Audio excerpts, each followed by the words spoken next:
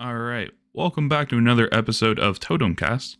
I'm your host, Duty Heals, and today I have a guest from the winning tournament team that Starship and Legacy 30 just had. The winner it was RIP Time Walking, and one of their members decided to jump on with me and answer some questions. So go ahead, sir. Who am I talking to? Hi, Doodly, and hi, everyone. I am Kiranah. I come from the time walking community where I am a moderator and a theory crafter. Okay, so the first question I have for you, Kiranah, is how did it feel to win? How did it feel to come in first place? It's obviously it's good fun. I think most people enjoy winning. We've done it before, and it can be somewhat addicting. So it's fun to be able to sort of keep that going and really show what we can do. Yeah, because you everything, as we were participating, and I'd look over at the live stream, everything you guys were doing was so much more efficient. I knew after the first dungeon, you guys were something else. The next question I have for you then is, did everything go as you guys expected? Did you have any sort of mess ups or anything during your submissions that you wish didn't happen? Well, as some people might have noticed during the tournament, we didn't set a lot of times in the first dungeon, Blackrock Caverns. We'd kind of come up with Gora had come up with this crazy plan to sort of make really good use out of a rogue. And as some people are aware in this content, rogue isn't generally considered super powerful. And so, in order to execute upon this plan, we needed really tight execution. And unfortunately, when the nerves hit, we just couldn't replicate what we had done in practice. All right, so next question then. What was your favorite dungeon, and what was your least favorite dungeon? Hmm. Um, I did enjoy Alcatha. I Going into the event, I had a feeling we'd really squeezed all the time possible out of that one, and of course, there's always going to be possible to go slightly faster. But I think it's hard to beat what we did in there. But I gotta say, what we managed to do in Eye of Ashara is probably the coolest.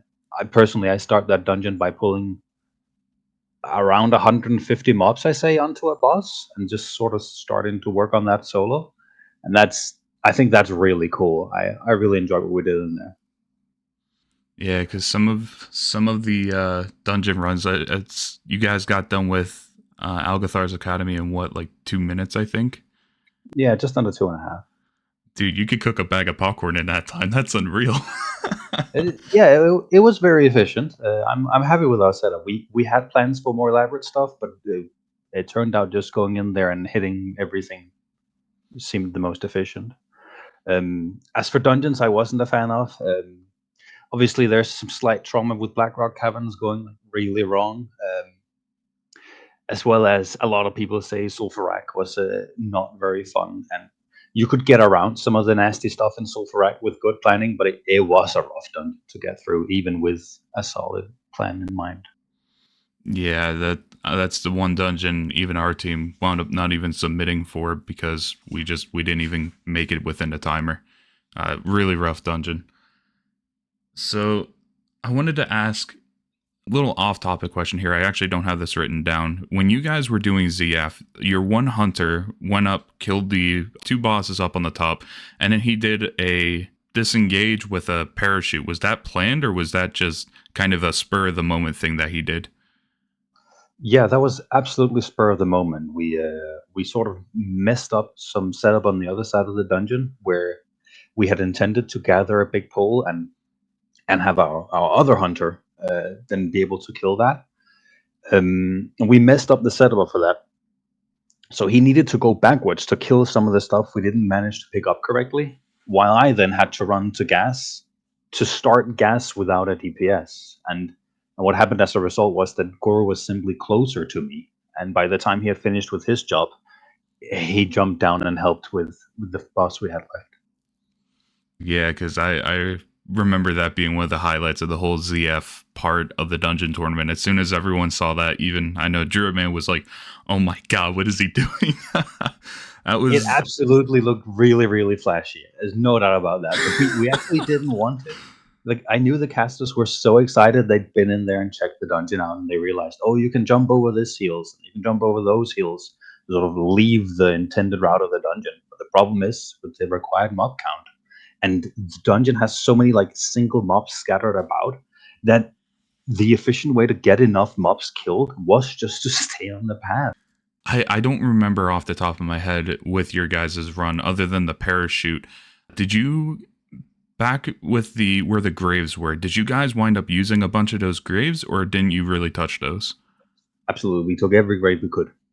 Yeah, because I was gonna say those that was like a huge point if you needed to catch up with the mob count. And the beetles right next to them. So many mobs that were all so easy compared to a lot of the trolls in there. So when you guys submitted that dungeon, you had three hunters, right? That was Algafar Academy. That was Algathar. What'd you guys have for ZF? Two hunters and a brewmaster. Okay. Did you notice the boss? I think his name's Thek R or something like that. The guy over Mhm. by the Beatles. He hit like an absolute truck. Did you notice that? No, I play tank. I don't feel it. Well, actually, I never fought that guy. I was just picking up trash, and our other hunter was soloing it. I don't think he had particular issues with it. The one that came up for us was the executioner, the guy at the top of the pyramid. He absolutely chunked Guru when he was there on his hunter. But as a really well geared tank, I basically feel nothing. Like I said, in Ayavashara, I was tanking about 150 mobs and surviving it. So there's no way a single boss will hurt me. So, talking a little bit about your comp, how did you guys? What made your team settle on the comp that you used for each dungeon? Like, how did you decide to go triple hunter for Algathar and then get a brewmaster for ZF? When we first joined this content, we'd just done a time walking raid tournament with the three of us and one more member from the time walking community. And Starship co-invited us to their level 30 cap tournament. And at the time, enchants were still broken, so we were talking, what could we do? What could we do? And the weapon druid man's a big fan of Silent Fang was available and didn't require much eye level. And we thought, well, if we make a monk, we can farm a really low eye level weapon and still be able to enchant it and then level up to get the rest of our gear in order. Um, and we just figured the way you have a crazy amount of hits on monk would be good, and it turns out it is good. It's been consistently good, and is really keeping the tank incredibly powerful as well as good movement speed. And then as we've sort of gotten to know this content better, we're getting to know which classes do damage and which kinds of damage they do. So, for instance, for Algathar Academy, we had some hunters set up. We like hunter; they're very good at splitting off. We believe that's an effective way to play. So we had hunters prepared, and Algathar doesn't hit very hard, so we never needed a tank. And it was a great dungeon to just split up and be a hunter on each boss and beat them up, and then go to the end for last boss.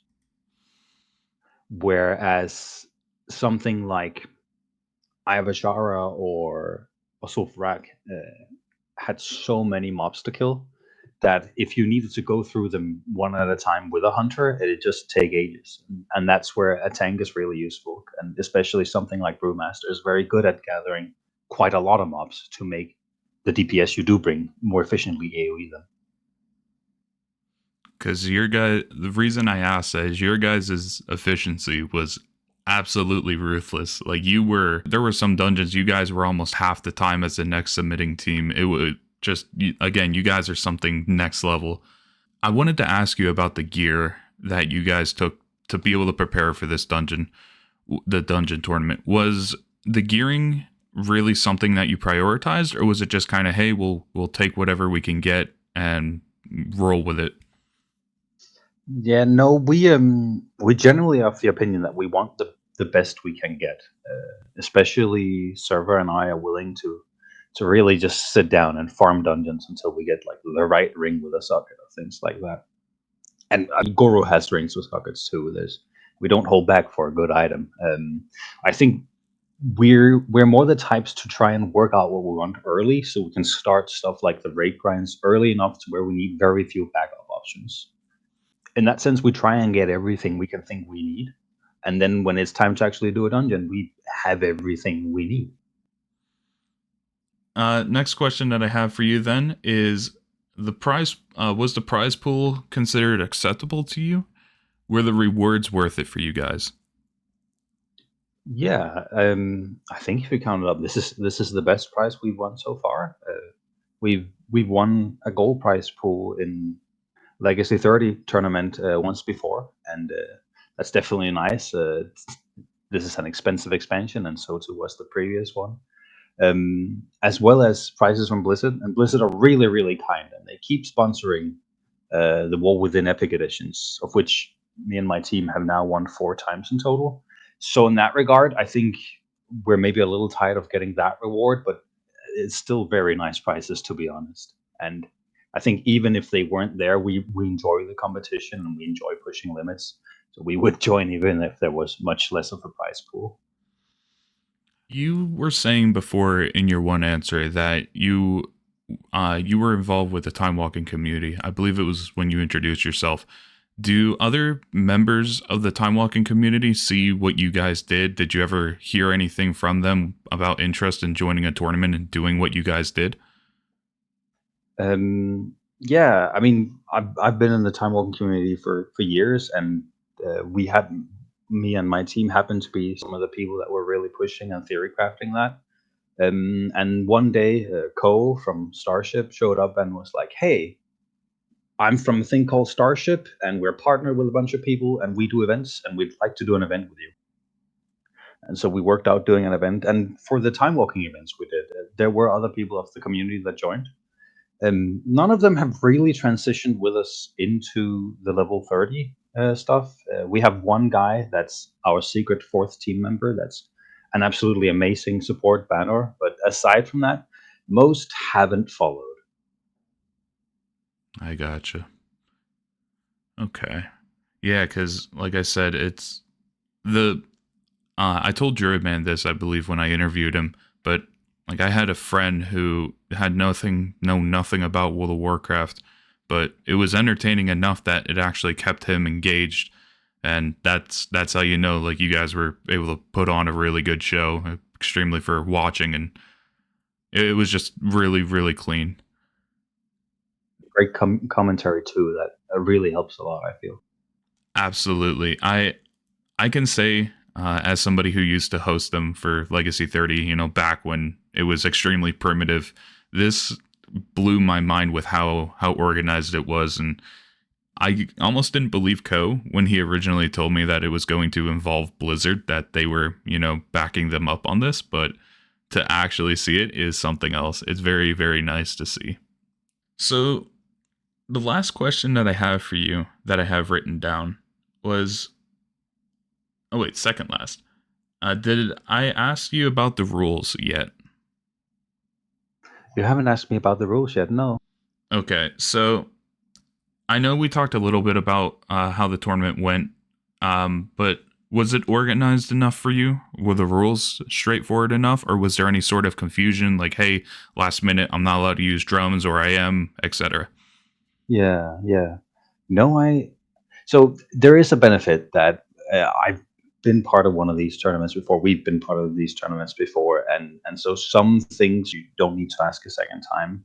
I feel like there was a little bit of getting everything written out correctly in rules, where there was a bit of an idea in the community that we all know what it means.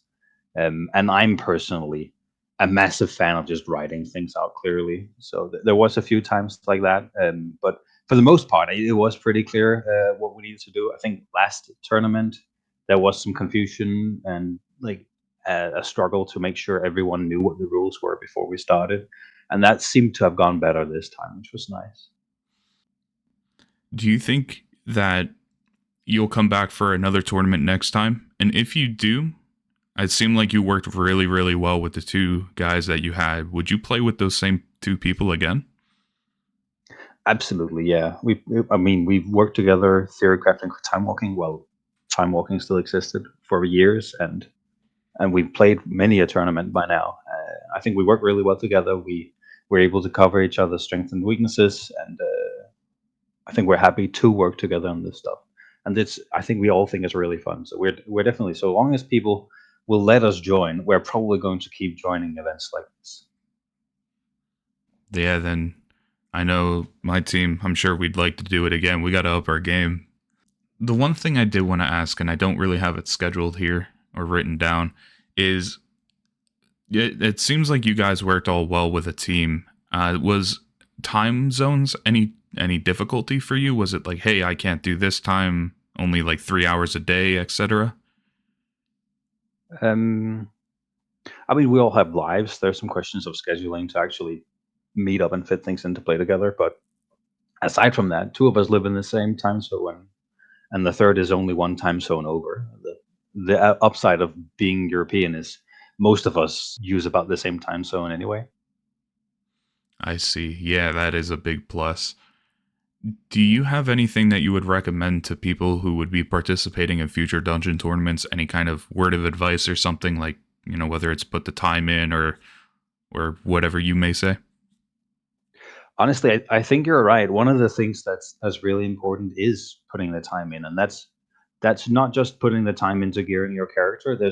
There is relevance to that, but like you said, there are options that are good backup options. Of course, if all your items is the second best option, you will be a good bit weaker than if every item is best in slot.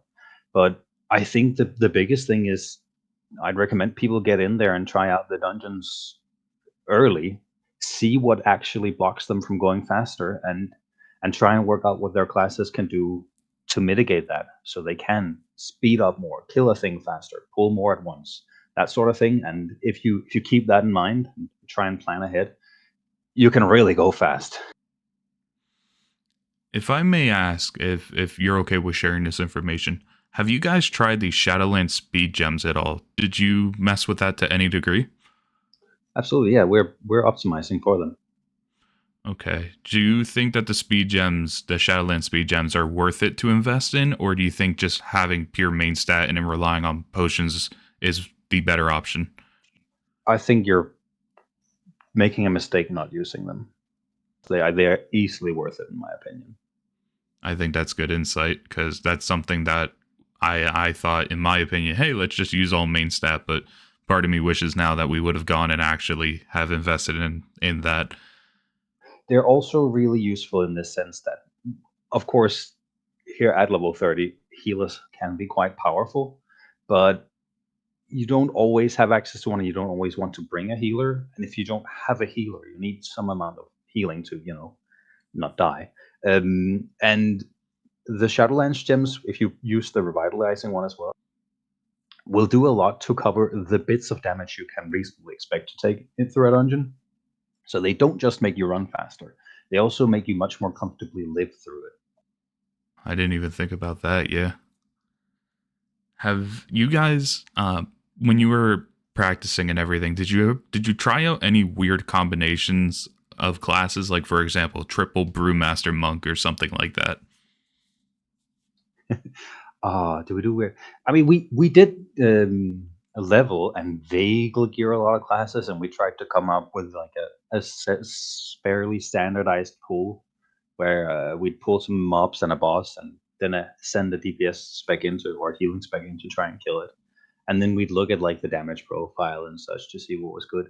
But we never just threw a bunch of stuff together. We kind of always go into something with a plan. We plan things out before we play. That's honestly, that's a good idea because I mean that's why you guys got first place. You did a lot of preparing, a lot of practice. The one thing I did want to ask, two more questions that I thought of. Do you guys think that the 80% mob kill count requirement was good, or do you think it should have been lower or higher? Yeah, well, honestly, I think it depends on the dungeon. I don't really think 100% is ever it, because at that point it's more about walking through the entire dungeon than going from point A to point B. And I think that if you have some mobs you can skip, you introduce choices for what you want to skip, which is where you get to show off what you can do as a team and make a plan, which I think is more interesting than just getting everything. On the flip side, if the mob count is too low, you never need to fight anything. You just stealth through it all, or drop combat somehow. I think in this tournament it was 80 in the small dungeons and 70 in the big ones. I think that was decent. Ivashara was bordering on 70 still being a lot, although we found some pathing that made that still doable at a decent time. I think that general range is likely to be good for a lot of dungeons, but I think it's worth being open to mix it up when more dungeons are planned for tournaments like this. I definitely don't think it should always just be 80 without thinking about it. I agree. I think it should be flexible based on what kind of dungeon we're doing. My next question for you that I'd like your input on. What did you think about the add-on? Was it easy to use? Did you guys have errors with it? What's your feedback? Oof. So we've used it for a couple of events now. I think something happened in the War Within, and a few things broke in it because it worked better in the past. And there was some struggles at the very end. Eventually, I think Cole managed to wrangle some people that knew how to program add-ons to try and get some things fixed.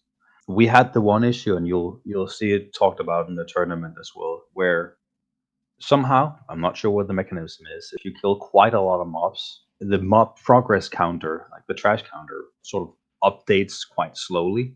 We were running into that, costing us over a minute in Ayavashara, and we did a lot of testing to try and figure out what in the world was going on, and didn't quite manage. But we complained so much to production that when it was time for the tournament, they were like, "It's fine, just take a screenshot. We can see that it's the bug going on, and we'll just let you have the actual time." So in that way, like we got around it, but it would have been nice if the add-on just worked, of course. Aside from that, though, I think it's really smooth, and when you know the commands to move it around, it's really nice. Yeah, absolutely. I think the percentages and keeping track of times between all bosses and stuff isn't for me to me anyways. It's a pretty impressive feat. Definitely a lot of work that they put into it, and props to them for even going through that effort.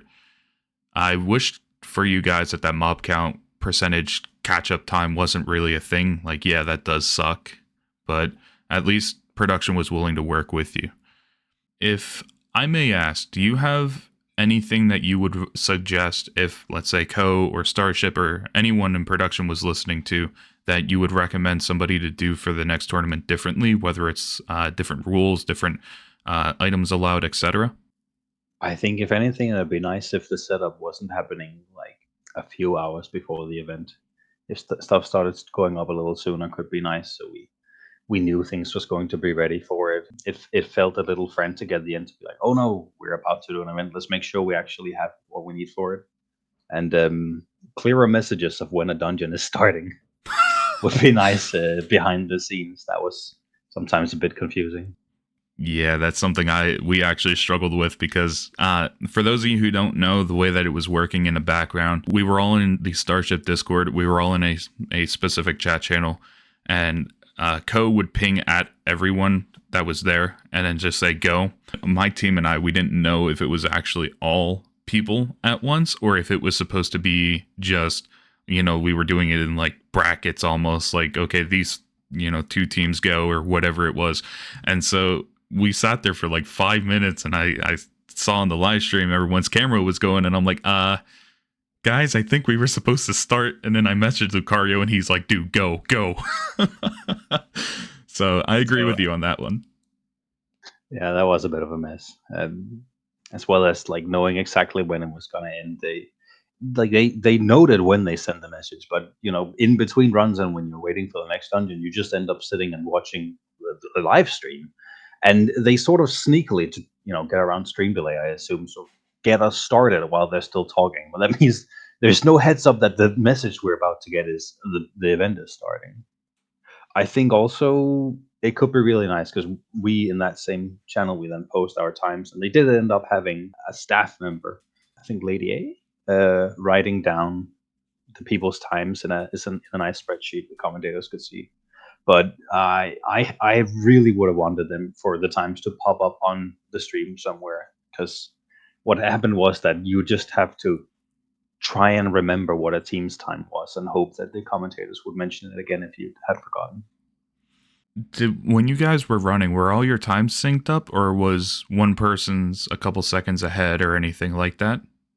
We have we have seen like a 1 second difference at most. So I mean that could be sub 1 second. I don't know what it comes from, but we have seen that. We've never seen over a second though. I just asked because when we were doing our Eye of Ashara, I was over pulling crabs. Fate and my other guy were pulling the whole right side of the dungeon, and there Yeah. was I noticed there was a slight time difference with what I was seeing versus what they were seeing. That's what I was curious about. If I may ask, do you have anything you want to specifically say on behalf of your team to anybody? Anything you want to say about yourself, or what you want someone to know about you? I think, generally we're just happy to be here and take part in this content. And we're really happy people are setting it up and that we get to have an environment to compete in. We obviously being from the time walking community and still naming our team time walking to some extent. We're really sad that time walking has been removed by Blizzard. There's the little remnants of it is still in the raids, but quite frankly, I don't see it as the same thing. And we've lost that as a thing to work on and engage with, and that's really sad. Being fans of it, though, it's nice to sort of have a new bit of content we can delve into a little bit. Luckily, a lot of our skill set from time walking optimizing has transferred well into this, and I think that's helping us do well here as well. But yeah, we like playing and we want more people to be around, and yeah, the more people want to take part in these events and sort of push limits with us, so we can see what other people can do. Is it's really exciting and fun. Are you proud of your team and yourself that you guys got first place? Because, like I said, you guys did such a wonderful job. Yeah, I am proud. I think I'm really happy with because we have a good track record in these tournaments, but I think what really I'm happy with us for as a team isn't the amount of wins we get, but the amount of effort and we put in and the result we get because of it. I think we really are able to push what can be done in this content. I think that's extremely gratifying, and it's really hard to know if all the plans and practice we put into it actually means much until you get to a tournament and you can see you somewhat outperform other teams, and that can be quite gratifying. I won't lie about that. Well, that'll about wrap it up for us then, Kiranah. Thank you so much for your time. Thank you for participating in the tournament. I know I didn't set it up or anything, but it was nice to have the bar be pushed so far up and trying to compete with that. We're going to give you a little more pressure next time, I promise. We're actually going to practice this time. But anyone who's listening, if you guys want to join in on this, Legacy 30's Discord, Starship's Discord, jump in, get some buddies, and come do dungeon tournaments with us. Thank you again, Kiranah, for your time. I really appreciate you being here, man. Thank you very much for having me. It's been a good time. Absolutely. Congratulations again. Thanks for listening, guys. Take it easy.